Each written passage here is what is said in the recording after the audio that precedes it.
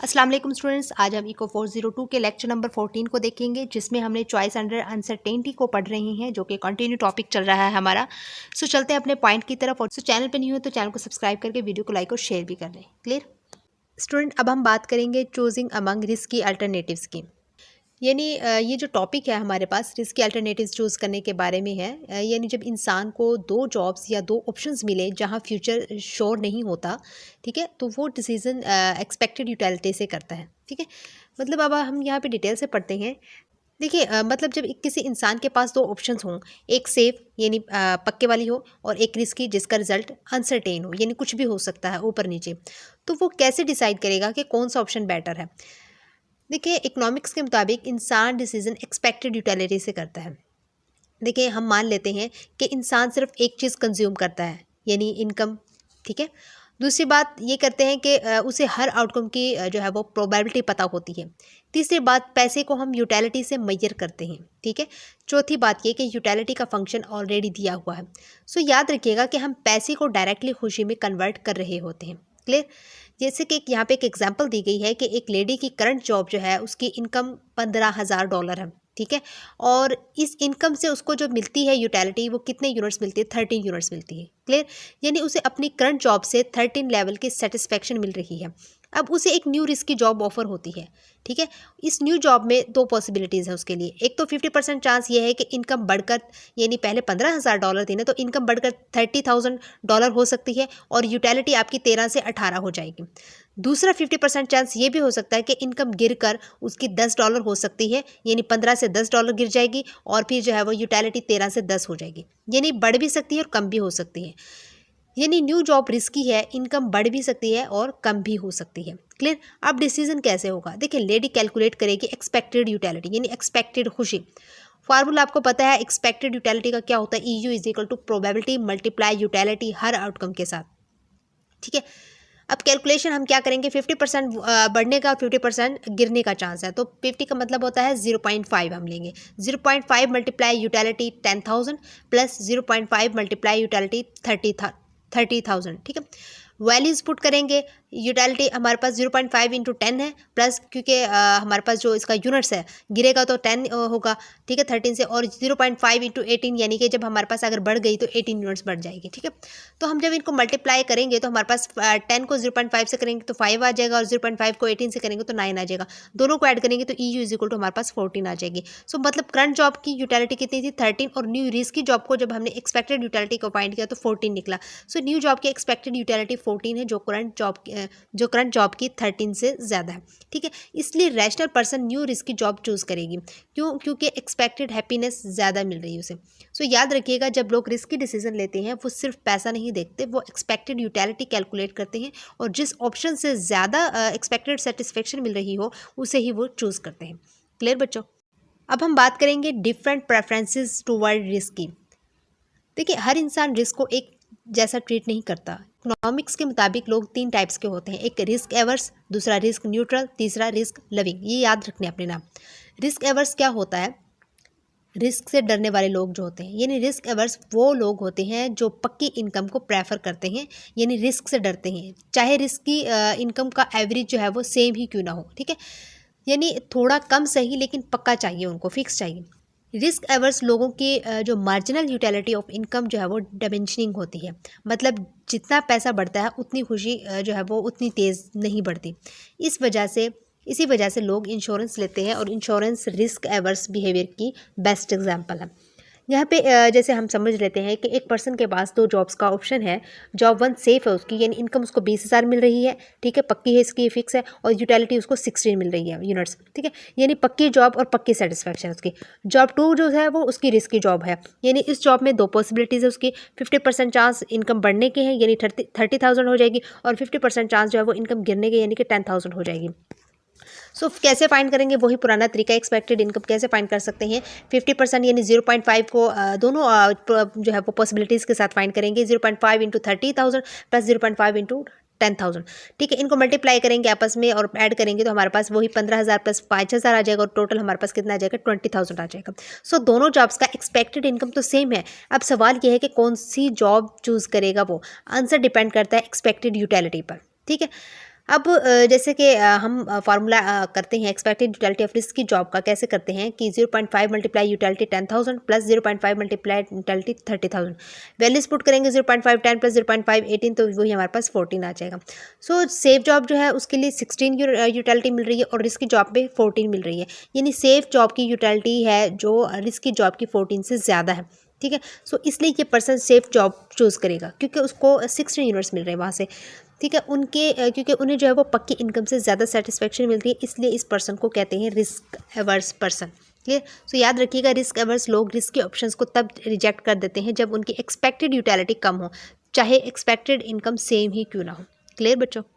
अब हम आ जाते हैं रिस्क एवर्स के डायग्राम पर। देखिए ग्राफ में हॉरिजॉन्टल लाइन जो एक्स एक्सिस है उस पर इनकम है और वर्टिकल लाइन वाई एक्सिस यानी कि उस पर जो है वो यूटिलिटी है। ठीक है, अब देखें रिस्क एवर्स लोग रिस्क से डरते हैं, ये लोग पक्की इनकम को प्रेफर करते हैं, ये तो हमें पता चल गया। अब जो ग्राफ में है, इस ग्राफ में कर्व झुका हुआ है। ठीक है, कर्व्ड है, यानी कि ये कर्व क्या शो करता है? डिमिनिशिंग मार्जिनल यूटिलिटी को शो करता है, मतलब पहले पैसे से ज़्यादा खुशी मिलती है, बाद के पैसे से कम खुशी मिलती है।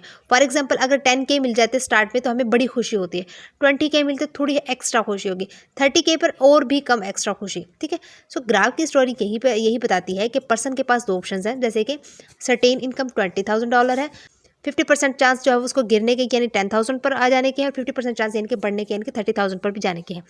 सो ग्राफ में रिस्की और पॉइंट्स को ज्वाइन करके एवरेज यूटिलिटी मिलती है जो कर्व के नीचे आती है। ठीक है, यहाँ पे आप देख सकते हैं जो जितने भी पॉइंट्स हैं इनको इन्होंने ऐड कर दिया है जो कर्व के नीचे।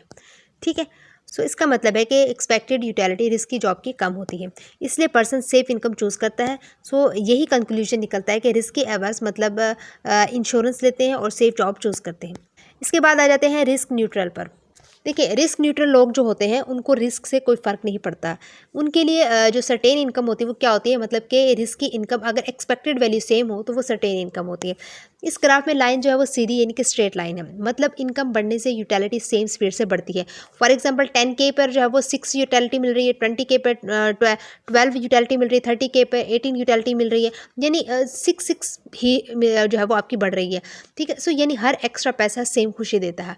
सो यहाँ पे भी ग्राफ में यही है कि 20,000 जो है सर्टेन इनकम है, रिस्की गैम्बल का जो एक्सपेक्टेड इनकम है वो भी 20,000 है, क्योंकि लाइन जो है वो यहाँ पर स्ट्रेट है।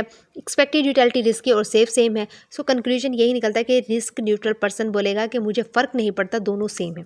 क्लियर? देन हम आ जाते हैं रिस्क लविंग पर। देखिए इसमें होता है रिस्क लविंग लोग जो होते हैं वो रिस्क पसंद करते हैं, ये लोग गैम्बल और रिस्की डिसीजन पसंद करते हैं। ठीक है, फॉर एग्जांपल जैसे कि गैम्बलिंग हो गया। अब इसके जो ग्राफ है इसमें देखते हैं कि इस ग्राफ में कर्व ऊपर की तरफ झुका हुआ है, मतलब इनकम बढ़ने से खुशी तेज़ी से बढ़ती है। जैसे 10K हुई तो थोड़ी खुशी, 20K हुई ज़्यादा खुशी, 30K हुई तो बहुत ज़्यादा खुशी हुई। ठीक है, यानी ज़्यादा पैसा मिलने का एक्साइटमेंट बहुत हाई होता है।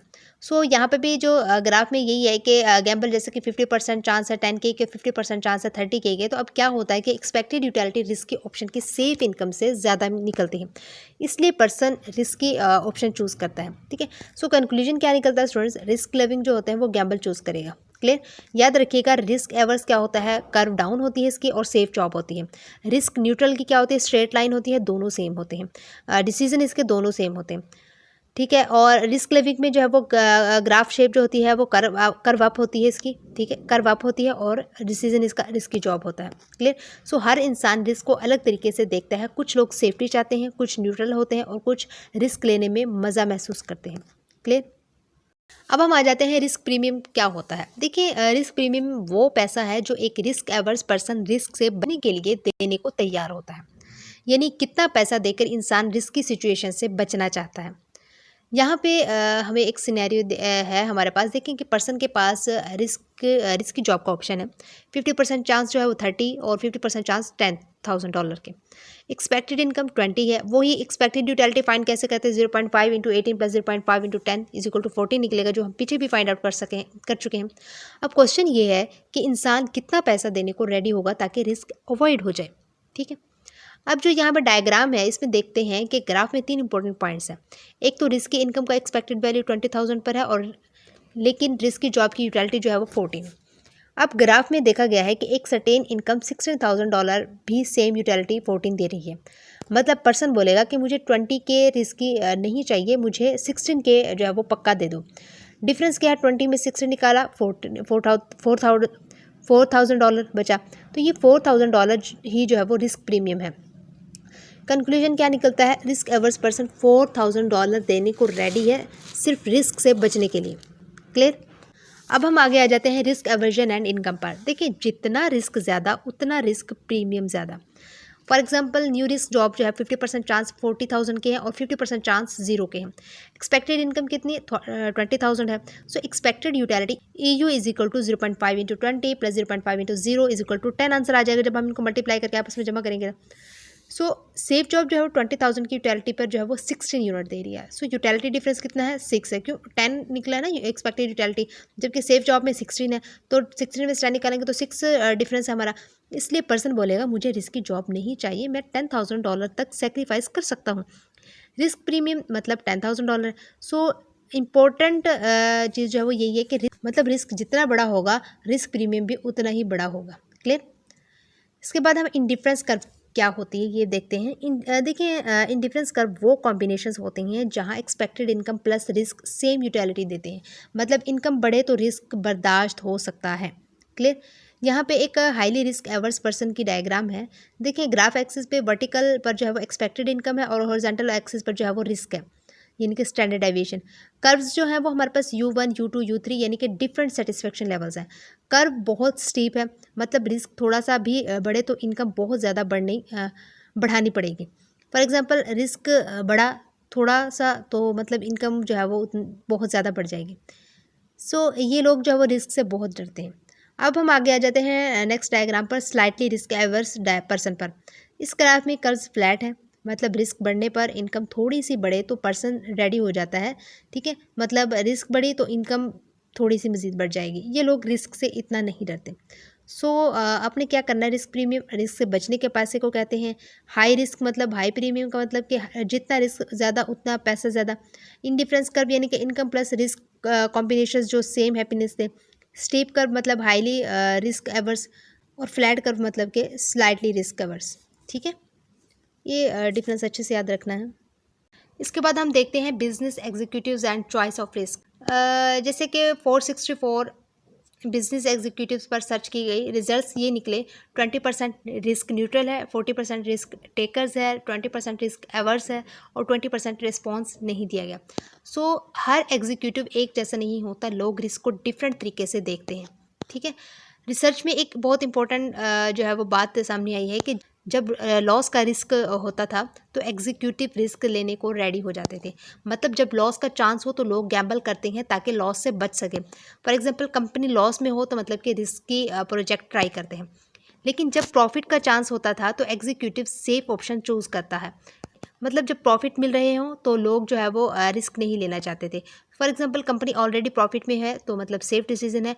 सो याद रखिएगा लॉस सिचुएशन में क्या होता है, रिस्क लेना पसंद होता है लोगों को, और प्रॉफिट सिचुएशन में क्या होता है, रिस्क अवॉइड करते हैं लोग। ठीक है, सो एग्जीक्यूटिव रिस्क काम कैसे करते हैं, देखिए एग्जीक्यूटिव सीधा रिस्की डिसीजन नहीं लेते, वो रिस्क कम करने के लिए डिसीजंस डिले करते हैं और ज़्यादा इंफॉर्मेशन कलेक्ट करते हैं और रिसर्च और एनालिसिस करते हैं, मतलब बिजनेस में बड़े डिसीजन जल्दी नहीं लिए जाते। क्लियर। सो याद रखिएगा रियल बिजनेस वर्ल्ड में एग्जीक्यूटिव्स रिस्क को समझकर डिसीजन लेते हैं। ठीक है, लॉस में रिस्क लेते हैं, प्रॉफिट में रिस्क से बचने की कोशिश करते हैं और हमेशा डिसीजन लेने से पहले ज़्यादा इंफॉर्मेशन कलेक्ट करते हैं। क्लियर। तो यहाँ पे आपका लेक्चर कंप्लीट हो जाता है 14। सो इंशाल्लाह मिलेंगे बहुत जल्द नेक्स्ट लेक्चर में। इजाज़त दीजिएगा। Thank you so much and अल्लाह हाफिज़।